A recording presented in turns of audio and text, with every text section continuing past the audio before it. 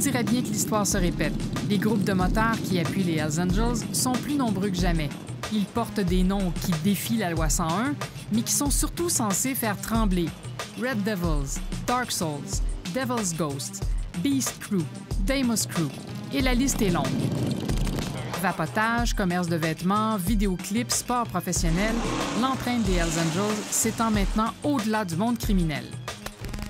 Avec mon collègue Guillaume Dumont, nous allons tracer un portrait de la renaissance des Hells Angels, leurs nouveaux adeptes, leur nouvelle sphère d'activité, légale ou non.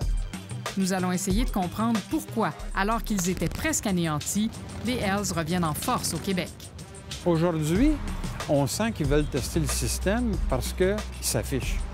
On est parti pour un grand tour parce que les Hells ont compris de leur erreur du passé. C'est reparti pour une longue randonnée.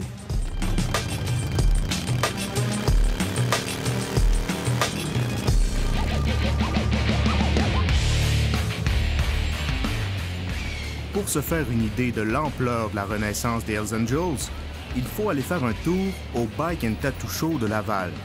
C'est le premier événement de l'année pour les motards du Québec. La police y va aussi pour mettre à jour ses renseignements. Des membres des Hells Angels y vendent, entre autres, des chandails Support 81 au profit des différents chapitres qui sont en train de se reformer. Ici, on parle des Hells Angels. 8-1, on parle du 8 pour la 8e lettre de l'alphabet, qui est le H, et le 1, qui est la première lettre de l'alphabet, qui est le A. L'ex-capitaine de la Sûreté du Québec, Serge Vandal, a témoigné comme expert dans tous les procès contre les motards. Quelqu'un qui achète ce chandail-là n'est pas en soi un Hells Angels, n'est pas en soi un criminel, mais cette personne-là adhère à une certaine culture. C'est pas un crime de s'afficher. Non, effectivement, c'est pas un crime de s'afficher.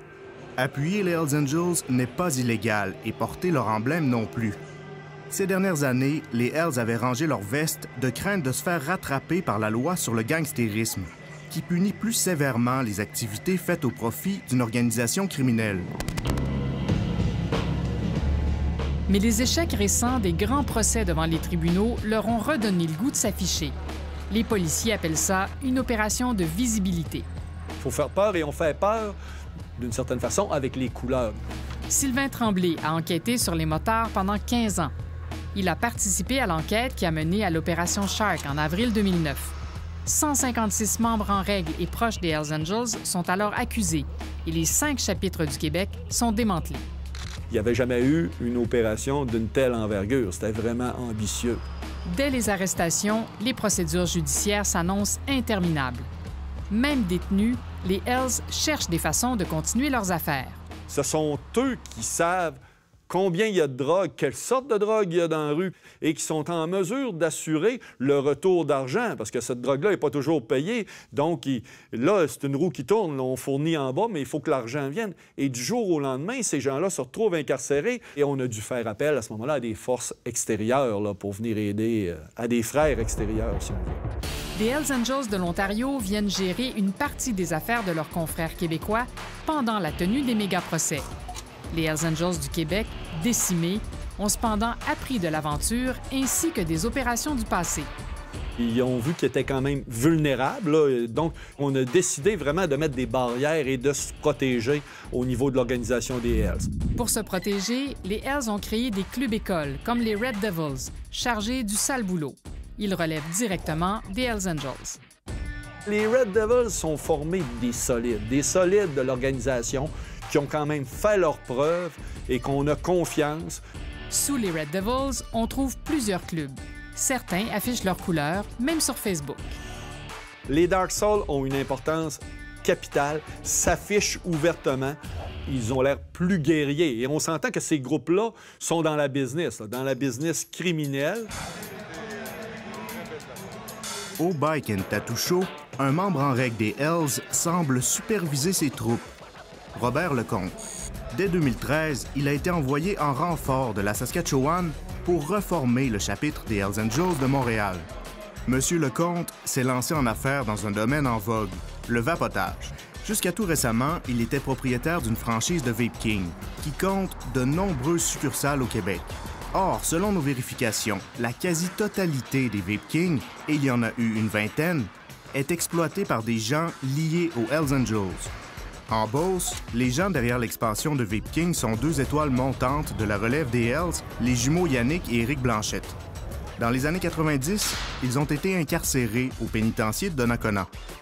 Les jumeaux Blanchette, à la sortie, sont devenus Black Mass, sont devenus par après Dark Soul et sont devenus maintenant membres en règle Red Devils. Eux aussi ont ont monté rapidement. En 2012, les jumeaux Blanchette sont arrêtés en possession de cocaïne et d'armes à feu en République dominicaine. Ils sont ensuite relâchés et reviennent au Québec. L'un des Blanchette était présent à la réunion des Hells récemment à Ottawa. Les frères Blanchette ont des gens loyaux autour d'eux, puis ils sont propriétaires présentement de ce genre de commerce-là.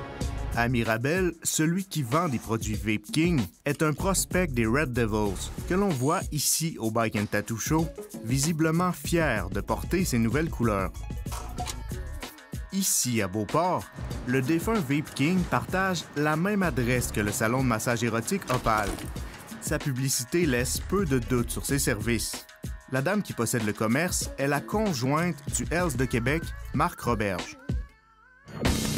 Marc Roberge s'est fait connaître dans le monde criminel dès les années 90. À cette époque, Roberge et ses frères s'allient au Rock Machine. En 96, Roberge envoie des fiers à bras, ce qu'on appelle une équipe de baseball, pour régler son compte à un vendeur de drogue des Hells. Il y a une victime, un homme de 25 ans, battu, aspergé d'essence. Le jeune homme a péri dans l'incendie qui s'en est suivi dans une piquerie du quartier Saint-Roch. Roberge a reconnu sa participation dans cet événement qui a marqué le début de la guerre des motards dans la région de Québec. Roberge a aussi été condamné pour trafic de tabac et de drogue en lien avec le territoire de Kanawake. La bannière Vape King a été lancée par 3 associés de Montréal. À première vue, aucun lien avec les motards. Mais Facebook nous révèle qu'un des propriétaires est membre des Red Devils. Nous avons rejoint l'un de ses associés, Patrick Sinaï. Est-ce que ça vous gêne que le président de votre entreprise, le Peter Julius Joseph, soit membre d'un club de motards? Je connais ce monsieur Peter depuis, ça fait 22 ans. Et je peux vous dire, c'est pas quelqu'un qui commet des crimes. Ce qu'il fait dans son temps off ne me concerne pas. Quant au fait que la plupart des franchisés Vape King sont proches des Hells Angels ou associés aux Red Devils, est-ce que ça vous dérange? Est-ce que ça vous embête? J'ai jamais fait un background check sur qui ouvre un magasin. Maintenant, si demain matin, je suis au courant que quelqu'un commet un crime par rapport à Vape King, mais c'est fini, vous fermez, c'est fermé. La nouvelle loi appliquée à l'industrie du vapotage interdit d'essayer les produits en magasin.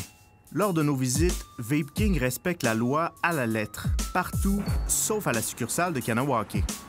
Mais je peux pas essayer, hein? Ouais, ici, on n'est pas en ville, fait que... Ah ouais, OK. Pour arrêter de fumer, c'est ce modèle-là. Y a-tu moyen de fumer d'autres choses avec ça? Premièrement,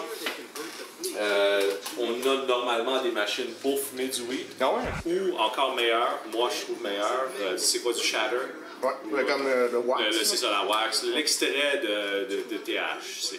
On nous donne la recette pour vapoter de l'extrait de cannabis. Je prends du shatter, je le mets dans un petit bol de Pyrex. Mais aucun des Vape King que nous avons visités ne vend ce produit. Leurs activités commerciales sont légitimes. C'est plus les Hells de l'ancien temps, là. Tu sais, des motards qui veulent se battre, qui veulent intimider, qui rentrent dans un bar. C'est des motards qui vont être plus subtils, qui vont s'associer dans de l'économie légale et qui vont vraiment le faire là, de façon un petit peu plus intelligente. Dans plusieurs causes criminelles récentes, on a vu comment les entreprises légales sont utilisées par les Hells Angels pour blanchir de l'argent, notamment. La commission Charbonneau a consacré tout un pan de ses travaux à l'infiltration de l'économie légale par les motards, qu'on retrouve autant dans la construction que dans les combats extrêmes.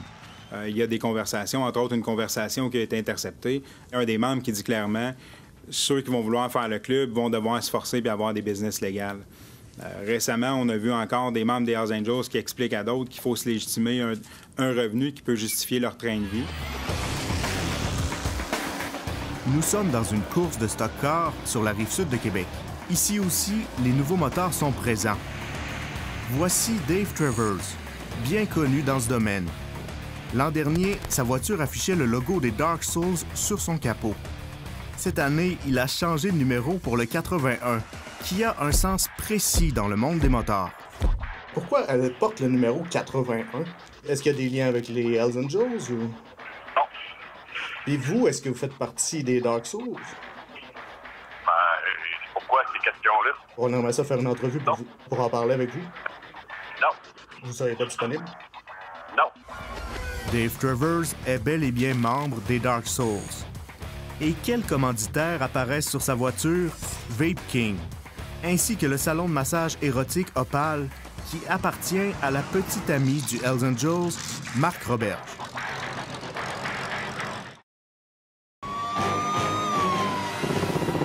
En avril 2009, un grand coup est porté aux motards, l'opération Shark. Tous les Hells du Québec sont arrêtés. Printemps 2001 avait mis fin aux activités du groupe des Nomades de Maurice Boucher, mais en 2009, ce sont tous les chapitres de la province qu'on entend éradiquer. La police pense avoir trouvé l'arme parfaite pour inculper tous ces criminels, un super délateur. Un matin de février 2006, un enquêteur approche Sylvain Boulanger, qui a été le sergent d'armes des Hells de Sherbrooke. Je lui explique que j'ai entendu dire qu'il avait quitté les Hells. Il me répond que oui, à la fin novembre 2005. Je lui dis que n'importe quand, s'il veut jaser, il peut m'appeler. Oui, mais je veux pas me mettre dans le trouble. Tu sais comment ça marche. Quelques mois plus tard, Sylvain Boulanger conclut une entente qui fait jaser. En échange de 3 millions de dollars, il témoignera contre ses anciens complices. Au fil des rencontres, Boulanger révèle aux policiers beaucoup d'informations sur les activités des Hells. Mais surtout, il raconte en détail des dizaines de meurtres. Toutes ces déclarations sont enregistrées. La Couronne a obtenu que son image soit protégée. Quand tu veux faire disparaître quelqu'un, tu lui donnes rendez-vous dans une ville comme Montréal. Puis l'enquête, elle reste à Montréal. Donc, c'est plus facile pour eux autres d'éliminer des traces que de se faire soupçonner parce qu'il vient de Sherbrooke. Puis le véhicule, il le retrouve à Montréal. Fait que l'enquête est à Montréal, puis à un moment donné, il ne trouve pas personne. L'enquête, elle va sur les tablettes.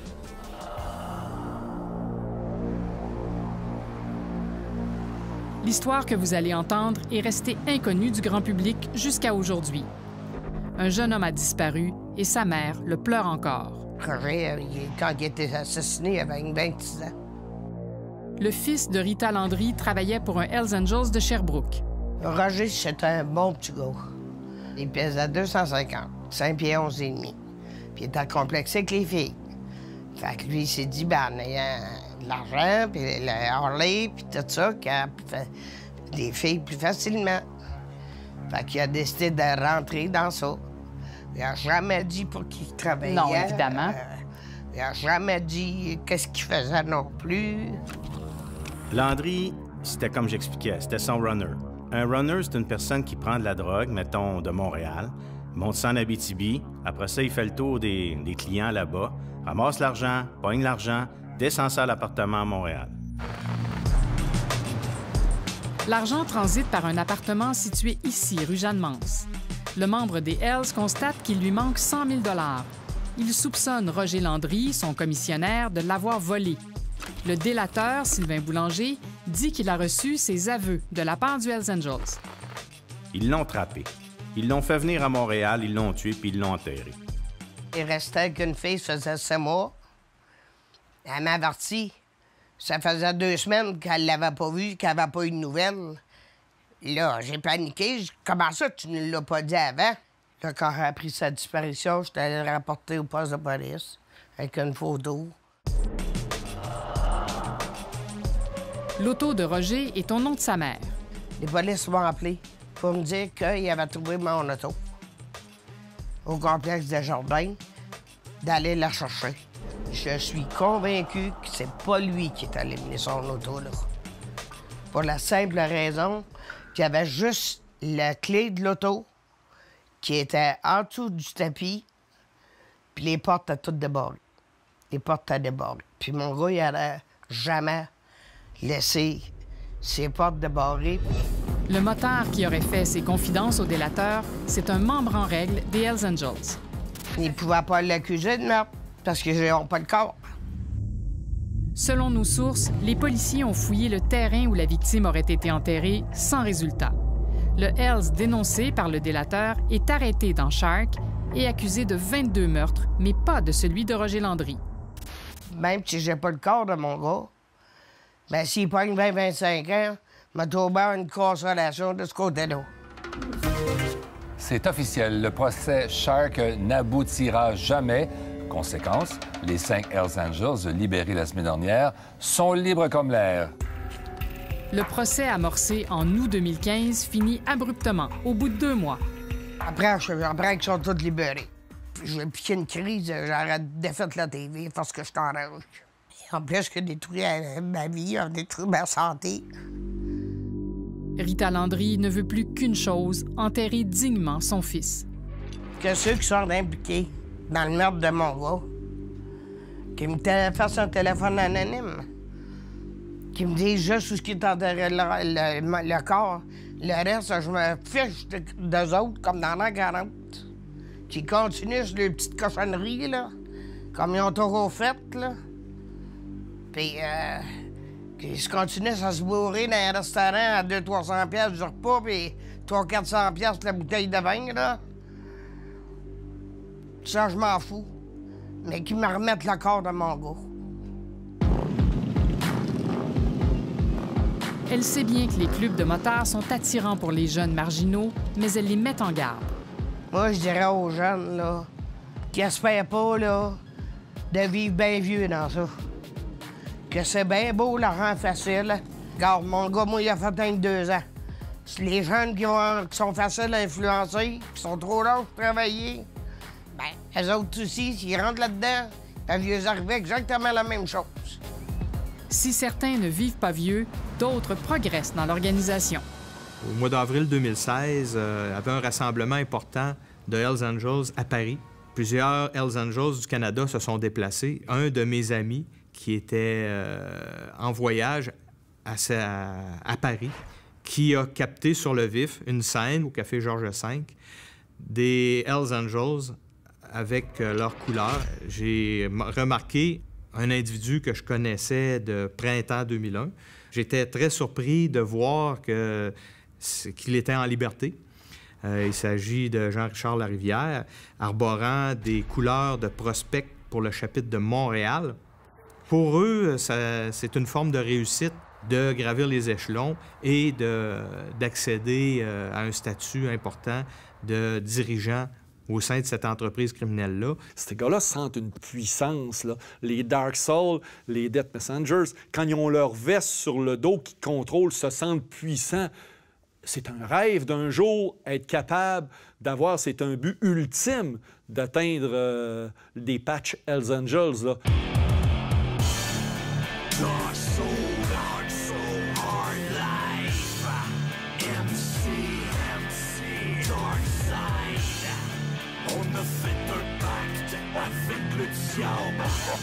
Un rappeur fait l'apologie du mode de vie des motards criminels. Pitié ta langue, tourne-la 7 fois avant de parler ou j'éteins ta langue. On parle de violence, on parle d'intimidation, on parle vraiment d'une image de membres en règle Hells Angels des années 90. Dans son dernier extrait, Dominique Simard, alias Fou Furieux, ne fait aucun mystère de son appartenance aux Dark Souls. Sur son affiche, on trouve cependant quelque chose d'étrange. Le logo du club des petits déjeuners, qui n'a jamais donné son accord. Certains de ces hommes ont déjà été accusés de trafic de drogue. Martin Fortier vient d'être condamné à 6 ans et demi de prison pour possession d'une grande quantité de méthamphétamine. Et dans ses spectacles, comme ici dans un bar de Rawdon en juin dernier, les Dark Souls accompagnent Fou Furieux et font partie de la mise en scène. Les fils du diable marchent pour l'enfer. On est toujours fidèles à ces rouges et blancs. Des SMC jusqu'à la mort qui t'a fait couler le sang. En février 2015, les Dark Souls ont fait l'objet d'une importante perquisition à Québec, dans le quartier Beauport. De la drogue évaluée à $250 000 a été saisie, ainsi que des vêtements portant l'inscription Hells Angels. L'affiliation des membres des Dark Souls au crime organisé ne fait plus de doute. Lors d'une perquisition au local des Dark Souls en Beauce, la SQ a saisi des armes à feu, de la drogue et de l'argent. Et la police y a aussi trouvé un fugitif.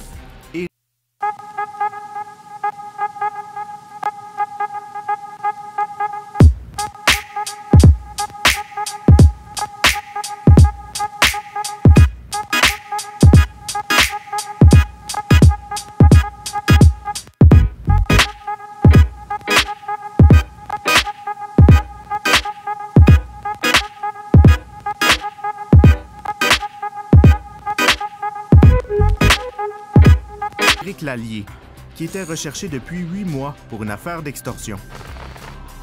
Et ce n'est pas tout. Un homme d'affaires nous a confié avoir été victime d'extorsion par des membres des Hells Angels et des Dark Souls.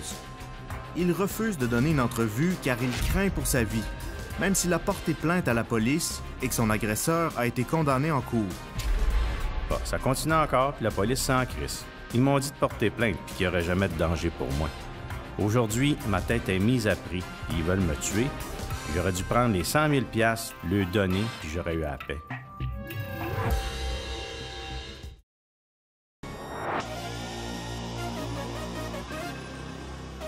La marque de vêtements s'appelle Ed Rush. Visiblement, elle cible les jeunes.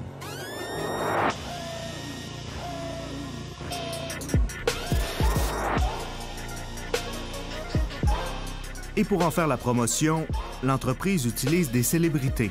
Jeremy Bieber, le père de la super vedette internationale Justin Bieber, y est associé depuis 2011. It's a lifestyle brand and I love it. I love the scene. Head rush, baby.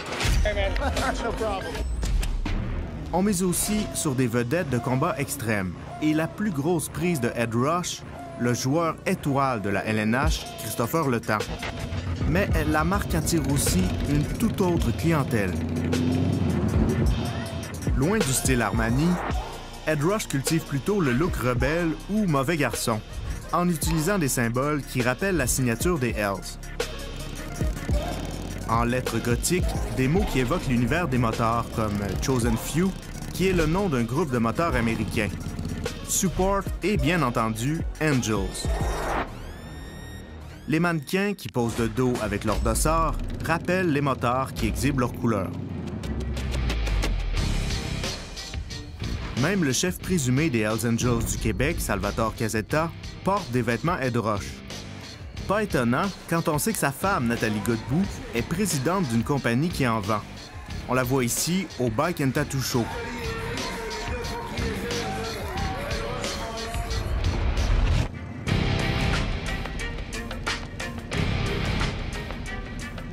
Les supporters des Hells sont nombreux à avoir adopté cette marque de vêtements.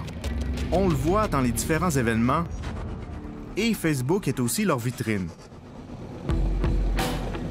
Les procès nous ont appris que les Hells Angels imposent parfois à leurs membres une marque donnée. C'est une obligation pour les membres des Hells Angels d'avoir des Harley-Davidson. Dès que tu recevais le dossard des Hells Angels, que tu devenais membre en règle, tu devais posséder une Harley-Davidson. C'était un must. Les Hells ne badinent pas avec l'utilisation de leurs symboles. Aux États-Unis, ils n'ont pas hésité à poursuivre ceux qui s'en inspiraient un peu trop. De l'avis de notre expert Serge Vandal, Ed Rush ne peut pas y faire référence sans leur accord. Avec la tête de mort et les ailes qu'on peut voir qui sont très similaires au logo qu'on retrouve et qui est protégé par une marque de commerce, ce logo-là peut être apposé sur des vêtements, mais ça va prendre la permission, ça va prendre l'autorisation parce que la protection reliée au trademark de ce logo-là est inscrite dans la loi et les Hells Angels le défendent farouchement. Est-ce que ça serait une offensive pour adoucir et diminuer l'impact négatif du logo des Hells Angels? Pour ma part, je pense que oui. Au Bike and Tattoo Show, le kiosque Ed Roche Montréal occupe l'espace central et le Hells Robert Lecomte trône au beau milieu. Jusqu'en mars 2016, sa boutique vendait des vêtements Ed Roche. On découvre alors que plusieurs points de vente sont opérés par des proches ou des sympathisants des Hells Angels. À Saint-Hyacinthe, par exemple, on fait la publicité de Ed Roche et on appuie les Hells en même temps. Celui qui s'affichait jusqu'à récemment comme directeur des ventes de Ed Roche appuyait ouvertement les Hells sur Facebook. Il fréquente des Red Devils. La compagnie précise qu'il a été remercié, mais ne dit pas que c'est à cause de ses fréquentations, mais plutôt de ses performances très moyennes. Le patron de vêtements Ed Roche Canada, c'est Ali Reza Bassiri. Il a refusé de nous accorder une entrevue à la caméra, mais nous lui avons demandé s'il est conscient que plusieurs motards figuraient parmi ses distributeurs. Écoutez, Mme Richer, depuis 2013 que je suis impliqué, comme moi j'ai acheté la division canadienne, qu'à tous les semaines, quelqu'un essaye d'associer ma distribution au bike-club et au motards. Je vais dire une chose, c'est absurde. C'est que vous avez beaucoup de plumes, vous avez beaucoup de thé d'Indien, parce que c'est le côté trendy. On est en train de faire un virage. De moins en moins, vous allez avoir des têtes de mort. C'est parce qu'on est en train de prendre un virage. OK. Quant à son distributeur, qui est membre des Red Devils... Non, ça n'est pas une tasse à tatouage. Je ne veux pas être associé à ce genre de commerce et j'ai annoncé que je fermais leur compte.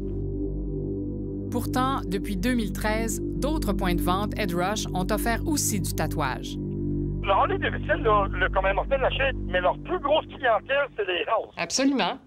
Et avez-vous déjà entendu l'entrevue avec le président de la compagnie? Il les aime, il les adore, il dit, écoutez, je m'en fous que ça soit criminalisé ou non. Ils me font la publicité. Moi, Mme Richer, là, ils me font la publicité. Faut dire une chose, j'ai tout un chiffre d'affaires, Mme Richer, là, et moi, je peux pas me permettre, j'ai toute une réputation à ma banque, tu sais, je peux pas commencer à jouer avec ça, je n'aurais trop à perdre. M. Bassiri nie tout lien ou entente avec les Hells. Cet ancien conseiller financier a été mêlé au scandale boursier de JTEC dans les années 2000. Il a aussi été condamné en 2006 pour extorsion et possession de 20 000 $ en monnaie contrefaite. Les créateurs de la marque Ed Roche sont les membres de la famille Rice de Kanawake. Peter Rice est un ancien partenaire d'affaires de Salvatore Casetta. C'est André Cédillo, en 2008, alors journaliste à la presse, qui révèle cette association d'affaires étonnante. Salvatore Casetta est associé avec Peter Rice dans une entreprise légitime qui s'appelle Distribution Mustang, qui faisait la distribution au Québec de boissons énergisantes appelées Saint-Tron. Peter Rice, à l'époque de notre enquête, lui, est connu comme un homme d'affaires réputé là, de la réserve de Kanawake. Peter Rice et ses fils sont à la tête de plusieurs entreprises à ce moment-là, dont une entreprise qui fait partie d'un consortium qui reçoit beaucoup d'argent du gouvernement pour réparer le pont Mercier. Salvatore Casetta est un personnage bien ancré dans l'histoire du crime au Québec. Il a fréquenté, dans sa jeunesse, un club aujourd'hui disparu, les Outlaws. On le voit ici dans une rare vidéo en 1985. Ennemi juré des Hells Angels, il fonde en 1989 le club rival, les Rock Machine. Dans les années 90, il est condamné à une peine de 12 ans aux États-Unis pour importation de cocaïne. C'est de sa cellule qu'il suit la guerre féroce que se livrent les motards. En 2005, il est libre comme l'air et, contre toute attente, il porte les couleurs des Hells Angels. Jamais dans 100 ans, on aurait pensé que Salvatore Casetta s'allierait avec les Hells Angels. Jamais dans 100 ans. Écoutez, ça, on est tous tombés à terre quand c'est arrivé. En raison de ses liens avec tous les acteurs du monde criminel, de la mafia aux gangs de l'Ouest, Casetta est l'objet d'une surveillance étroite par la police. On le photographie dans les messes, c'est-à-dire ses rencontres de motards pour régler les affaires, comme ici, devant un bar de Laval. En 2007, on intercepte ses commentaires alors que le Bloc québécois milite pour une loi interdisant le port des couleurs par les motards. Lui, il demande est-ce qu'on n'ait plus le droit de se promener avec de s'afficher ou de se promener avec des couleurs. J'ai entendu parler. Parce qu'il dit que le monde, depuis quelque temps, là, les gars ont ressorti de couleurs, puis le monde se sent intimidé dans les endroits publics. Ouais, c'était C'est un bel combo. Coup sur coup, en 2009, Casetta est arrêté dans 2 opérations d'envergure. Dans l'opération Shark, il est arrêté pour du trafic de drogue et du gangstérisme au profit d'une organisation criminelle comme les Hells Angels. Salvatore Casetta est libéré des accusations dans l'opération Shark avec une trentaine d'autres accusés. Mais il est mêlé à une autre affaire. Dans l'opération Machine, il a été arrêté dans une histoire de contrebande de tabac en association avec l'homme d'affaires Peter Rice de la réserve de Kanawake. Puis on sait très bien comment la réserve de Kanawake s'est surprotégée par les autorités. Donc, Kanawake, les Akwesasne, toutes ces réserves-là, c'est comme des no man's land. Donc, on voit encore là la stratégie de Salvatore Casetta de s'allier à ces gens-là qui ont un certain pouvoir. L'avocat de la famille Rice n'a pas retourné nos appels. Mais Casetta n'a pas profité très longtemps de sa liberté, puisqu'en 2015, il a été arrêté à nouveau lors d'une opération qui a frappé motards, mafia et gangs de rue. On parle vraiment des leaders du crime organisé à Montréal. Opération qui a mis en lumière ses liens avec tous les groupes criminels d'importance. Cette fois-ci, le tribunal a décidé de le garder détenu. La vieille garde est ébranlée, mais elle n'a pas renoncé à la mainmise et la jeune génération est prête pour la relève.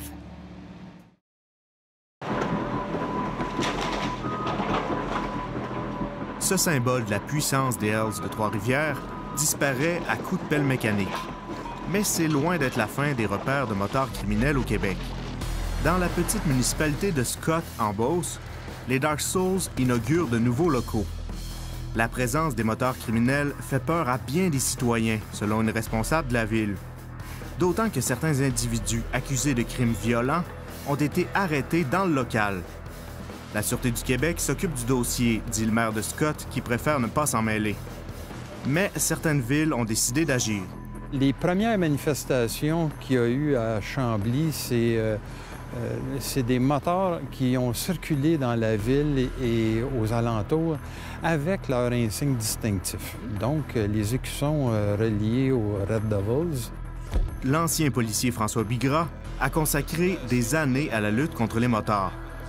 En 2014, il travaille pour la ville de Chambly et s'inquiète de les voir s'installer dans la municipalité. J'ai cogné à la porte, on m'a ouvert, j'ai pénétré et j'ai pu visualiser qu'effectivement, à l'intérieur, c'était en processus d'aménagement d'un local de motards. À l'intérieur, il y avait un salon fermé où des posters bien en évidence des Hells Angels de la division South étaient bien affichés. Et on s'est aperçu que les noms sur la demande de permis et la demande en tant que telle ne correspondaient pas aux activités qui étaient pour se faire. Les amendes répétées ont eu raison des Red Devils, qui ont quitté Chambly. Même pour un club de motards, 2 000 par jour, ça commence à être onéreux.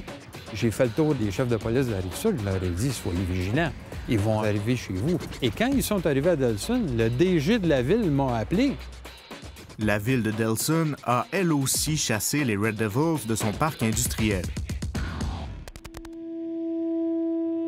Juste à côté de la prison de Bordeaux, le centre judiciaire Gouin a été construit expressément pour accueillir les méga-procès de motards après l'opération Printemps 2001.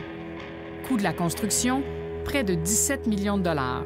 C'est dire tous les efforts qui ont été mis dans les 20 dernières années pour décapiter l'organisation. À lui seul, le projet Shark a coûté 50 millions de dollars. Nous nous trouvons présentement dans le tunnel qui relie la prison de Bordeaux au centre judiciaire Gouin. Québec avait décidé au moment des méga-procès qu'il valait mieux ne pas transporter les accusés à travers la ville. On avait donc construit ce tunnel expressément pour eux, pour qu'ils puissent se rendre directement à la salle d'audience. Nous nous trouvons dans ce tunnel qui n'a jamais été filmé auparavant et il est très peu utilisé depuis. Le juge Jean-Guy Boilard, aujourd'hui retraité, a présidé plusieurs méga-procès regroupant des Hells. Il pose un regard critique sur l'échec en cours de la grande opération Shark. Est-ce qu'on peut dire que c'est un ratage? Oui. Ah oui, ça, décidément. Mais la question de savoir, c'est que est-ce que tout ça a été bien géré à un moment donné? C'est ça qui est la question. Pour lui, tout l'appareil judiciaire doit en tirer des leçons. Il va falloir que les trois acteurs principaux d'un procès, la couronne, la défense et le juge, réévaluent leurs agissements. Chacun est responsable de quelque chose. La couronne, d'abord, soyez capable de gérer adéquatement votre cause. La défense, cessez de faire toutes sortes de motions ou de ce que j'appelle des sparages inutiles. Absolument. Bon. Et les juges, n'ayez pas peur de mettre le pied à terre et dire « Le procès, c'est moi qui le gère. » Shark n'a pas eu le succès escompté. La couronne avait d'abord déposé des accusations de gangstérisme, de complot pour trafic de drogue, de complot pour meurtre et de meurtre. Multiplier les chefs d'accusation, ça vous donne quoi en bout de ligne? Parce que vous compliquez inutilement la tâche du juge dans ses directives au jury et vous compliquez aussi la tâche du jury dans ses délibérations. Résultat, en mai 2011, le juge du procès avait estimé que les procédures finiraient en 2023 et il avait carrément cassé les accusations contre 31 motards. Un peu trop vite de l'avis du juge Boilard. Avant de décréter un arrêt de procédure, on aurait dû remettre ces gens-là en liberté, sous cautionnement. Et si au bout d'un certain temps après la remise en liberté, la couronne n'est toujours pas en mesure de procéder, là, à ce moment-là, considérez l'arrêt des procédures. Les policiers aussi devraient apprendre la modération. La police ne rejette pas l'idée de dire, ben voici, on va porter un grand coup, puis évidemment, ça peut nous être très bénéfique du point de vue relations publiques. La frustration est grande chez les enquêteurs qui ont recruté les délateurs et réuni des milliers d'éléments de preuve. D'autant plus grande que l'affaire finit en véritable fiasco. Il y a 2 semaines, 35 motards qui avaient écopé de 15 à 25 ans de prison obtiennent finalement une réduction de peine en raison d'un vice de procédure. C'est le cas de Marvin dit Casper Ouimet, connu pour avoir infiltré des compagnies de maçonnerie. Jacques Aymon, qui fréquentait des leaders syndicaux de la FTQ Construction, et plusieurs autres Hells de Sherbrooke, ce qui suggère que le club va se reformer très bientôt. On peut dire quasiment que Shark est un échec, ce qui est absolument injuste parce que c'était pas parti pour être un échec, Shark. Non, c'était pas parti pour être un échec. On pourrait dire que le système judiciaire l'a régurgité, si on veut, là, parce que c'était trop gros. Les méga-procès n'ont pas été inventés en 2016. Rappelez-vous la tuerie de Lennoxville, l'émeute du pénitencier Archambault, le scandale Norbourg et bien d'autres causes avant ça. Et ça peut également être le résultat du contexte social dans lequel s'inscrit le procès. Exemple, les procès qu'on a appelés de la crise d'octobre en 70, ou les premiers procès du FLQ en 1963, c'était quelque chose de neuf et ça avait évidemment perturbé la société considérablement. Donc, ça prolonge en quelque sorte le procès. Mais les procès, dits méga-procès, c'est un phénomène qui est fait pour rester. Les traditions ne meurent pas. Au mois d'août dernier, aux funérailles d'un Hells Angels mort dans un accident de moto, les Hells de tout le pays sont venus pour lui rendre hommage. On se serait cru dans les années 80. Pendant la journée, ont défilé tous les acteurs de cette histoire. Les frères Blanchette et les autres Red Devils. Les Dark Souls et le rappeur Fou Furieux. Le Hells de Québec, Marc Roberge. Le président de Vape King. Le coureur automobile, Dave Travers. Des gens, jusqu'à tout récemment liés à la compagnie Headrush, s'étaient aussi invités sur le parvis de l'église. Comme disait l'ancien ministre Serge Ménard, dans le temps du premier Carcajou, en 1995, il disait que les motards, c'est comme le ménage. Il faut recommencer la perpétuité et Dieu sait que l'histoire aujourd'hui lui donne raison.